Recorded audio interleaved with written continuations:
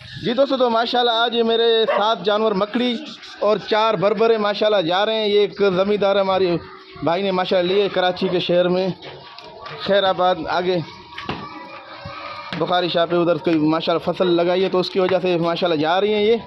अल्लाह पाक उसको नसीब करे परवरदिगार। 7 मकड़ी है, 4 बरबरे हैं माशाल्लाह, और 2 बकरियां ये हफ्चों की जा रही है माशाल्लाह। बड़ी वाली एक पटेरी 2 बच्चों के साथ, और एक ये जातन माशाल्लाह। अल्लाह पाक नसीब करे सब। और ये आज माशाल्लाह जो 7 और 4 यार आज जानवर जो जा रहे हैं ना दोस्तों, सोना है सोना माशाल्लाह। अल्लाह पाक उसको नसीब करे।